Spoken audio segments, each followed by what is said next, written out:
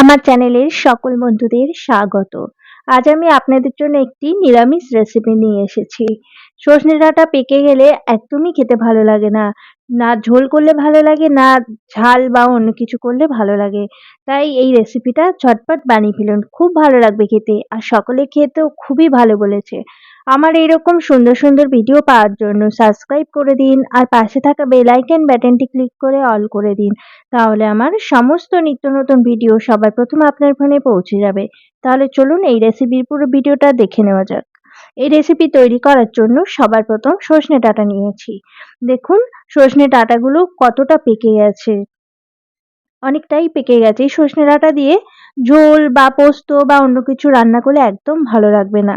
তা আমি এতগুলো ডাঁটা নিয়েছি, তাই মনে করলাম এই ডাঁটা দিয়ে একটা রেসিপি তৈরি করে ফেলি। তার জন্য আমি ডাঁটাগুলো কেটে নিলাম। এই ডাঁটাগুলো এরকম শিরা রেখে কেটে নিয়েছি। দেখুন এরকম শিরা না রেখে যদি কেটে নেন তাহলে ছেড়ে যাবে, যেহেতু অনেকটাই পেকে গেছে ডাঁটাগুলো। এতগুলো পিস হয়েছে, আপনারা ছোটও করতে পারেন ডাঁটার সাইজ। আর একটা আলু নিয়েছি, আলুগুলো এরকম বড় বড় করে কেটে নিয়েছি। আলুগুলো খুব ভালো করে ধুয়ে নিয়েছি। আর যে বাকি সবজিগুলো সেগুলোর মধ্যে কুমড়ো নিয়েছি, কুমড়োটা এইভাবে কেটে নিয়েছি, এতগুলো হয়েছে। আর বেগুন এইরকম বড় বড় করে কেটে নিয়েছি। ঢ্যাঁড়সগুলো একদম পেকে গেছে, প্রত্যেকটা ঢ্যাঁড়সই পেকে গেছে। এই ঢ্যাঁড়সও ভাজা বা কোনো কিছুই ভালো লাগবে না, ওই জন্য এই ডাঁটার মধ্যে দিয়ে দিলাম ঢ্যাঁড়সগুলো। এবারে মশলাটা রেডি করে নেব। জিরের গুঁড়ো দিলাম, ধনের গুঁড়ো, হলুদ আর আদা বাটা। এবারে জল দিয়ে মশলাটা গুলে রেডি করে নিচ্ছি। মশলা গুলে রেডি করে নেওয়া হয়ে গেছে। এবারে কড়া বসিয়ে দিয়েছি, গ্যাস জ্বালিয়ে দিলাম, সর্ষের তেল দিয়ে দিচ্ছি। এই রান্নাটা সর্ষের তেল দিয়ে করলে বেশি ভালো লাগে, তবে আপনারা চাইলে সাদা তেলেও করে নিতে পারেন। বেগুনগুলো দিয়ে দিলাম, সমস্ত বেগুন দিয়ে দিচ্ছি। বেগুনগুলো খুব ভালো করে ভেজে নিতে হবে। নুন আর হলুদ দিয়ে দিলাম। আমি প্রত্যেকটা যে রেসিপিতে বেগুন দিয়েছি প্রত্যেকটা ভিডিওতেই বলে দিয়েছি বেগুন কিন্তু খুব ভালো করে ভেজে নিয়ে তারপরে রান্না করবেন। বেগুনগুলো খুব ভালো করে ভেজে নেওয়া হয়ে গেছে।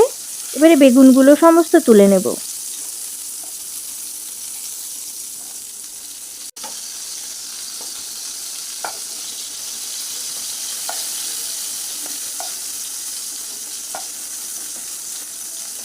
সমস্ত বেগুন তুলে নিলাম, আর একটু সর্ষের তেল দিয়ে দিলাম। এবারে কুমড়োগুলোও ভেজে নেব। কুমড়ো খুব বেশি ভাজার দরকার নেই, একটু গা টান হবে, লালচে ভাব আসবে, সেই রকমই ভাজলেই হবে। গ্যাসের ফ্লেম মিডিয়ামে রেখেছি।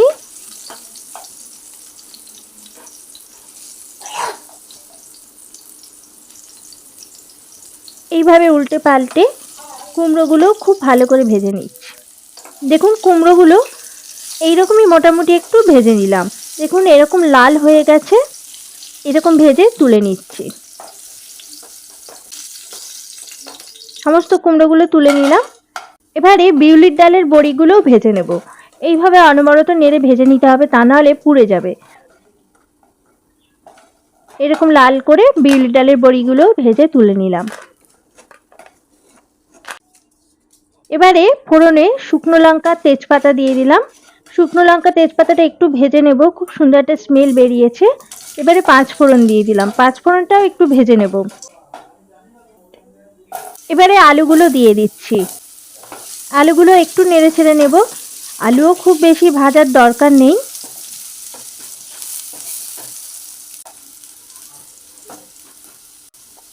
এইভাবে একটু আলুগুলো নেড়ে ছেড়ে নিয়ে ডাঁটা আর ঢ্যাঁড়স দিয়ে দিলাম।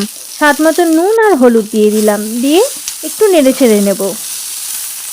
ঢ্যাঁড়সের যে হরহরে ভাবটা আছে একটু কাটানোর জন্য এইভাবে নেড়ে নিতে হবে।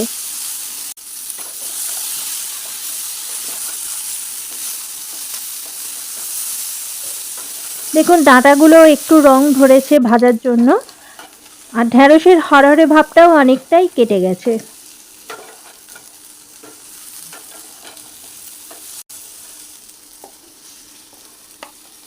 আর কুমড়ো ভাজাগুলোও দিয়ে দিলাম, কাঁচা লঙ্কা দিয়ে দিলাম কটা, আপনারা যেরকম ঝাল খাবেন সেরকমই কাঁচা লঙ্কা দেবেন।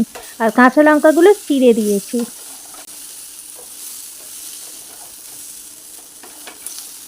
এইভাবে সবজিগুলো একটু নেড়েচেড়ে নিয়ে মশলা দিয়ে দিচ্ছি। যে মশলাটা গুলে রেখেছিলাম সেই মশলাটা সমস্ত দিয়ে দিলাম। দিয়ে আবারও মশলার সঙ্গে সবজিটা একটু কষিয়ে নিতে হবে। গ্যাসের ফ্লেম মিডিয়াম টু লো ফ্লেমে রেখে আমি মশলাটা কষিয়ে নিচ্ছি। মশলা ধোয়া জল দিয়ে দিলাম। এইভাবে প্রায় ২-১ বার জল দিয়ে সবজির সঙ্গে মশলাটা ভালো করে কষিয়ে নিচ্ছি। স্বাদ মতো নুন দিয়ে দিলাম। তখন ভাজার মতো নুন দিয়েছিলাম, এখন বাকি নুনটা দিয়ে দিলাম।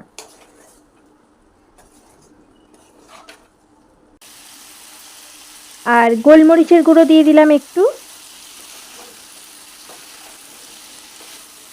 দেখুন খুব ভালো করে প্রায় কষিয়ে নেওয়া হয়ে এসছে। এবারে যে বেগুনগুলো ভেজেছিলাম সেই সমস্ত বেগুন ভাজাগুলো দিয়ে দিচ্ছি। কষানো প্রায় হয়ে আসবে তখন বেগুন ভাজাগুলো দিয়ে দেবেন, তা নাহলে একদম ঘেটে যাবে প্রথমের দিকে দিলে।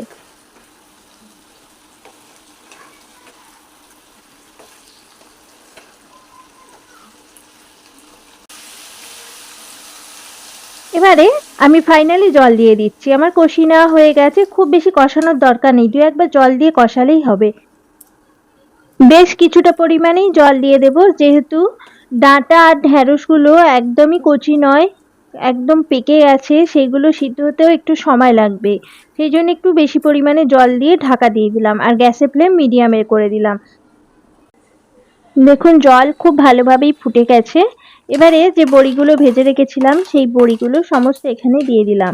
একটু ঝোলের মধ্যে এইভাবে ডুবিয়ে ডুবিয়ে দিচ্ছি যাতে বড়িগুলো ভালোভাবে নরম হয়ে যায়। আবারও ঢাকা দিয়েছি, ঢাকা দেওয়ার পরে ঢাকা খুলে দিলাম। এইভাবে নেড়েচেড়ে দিচ্ছি উল্টে পাল্টে।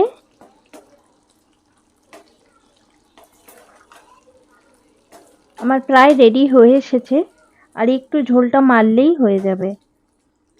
আমি একটু আলুটা দেখাচ্ছি, দেখুন আলুটা একদমই সিদ্ধ হয়ে গেছে। আর বড়িটা আরেকটু সিদ্ধ হতে বাকি আছে। তা দেখুন একটা জিনিস খেয়াল করুন, ডাঁটাগুলো কিন্তু ছেড়ে যায়নি, সব সিদ্ধ হয়ে গেছে কিন্তু ডাঁটাগুলো ওইভাবে কাটার জন্য ছেড়ে যায়নি, সব গোটা গোটাই আছে। আমার একদম রেডি হয়ে গেছে, গ্যাস এবার বন্ধ করে দিলাম। তারপরে ভাজা জিরের গুঁড়ো উপর থেকে একটু ছড়িয়ে দিচ্ছি। আমার একদম রেডি। এবারে তেজপাতাটা ফেলে দিলাম। এইভাবে আপনারা অবশ্যই বানিয়ে খাবেন। যদি পাকা এরকম ঢেঁড়স আর যদি ডাঁটা থেকে থাকে তাহলে এইভাবে বানাবেন, সবাই খেতে কিন্তু খুবই পছন্দ করবে, তখন বলবে বারবার এরকমই চচ্চড়ি বানাতে।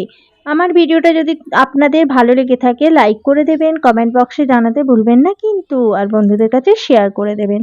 আজ তবে এই পর্যন্তই, পরবর্তী ভিডিওতে আবার অন্য কোনো রেসিপি নিয়ে আসবো। ধন্যবাদ।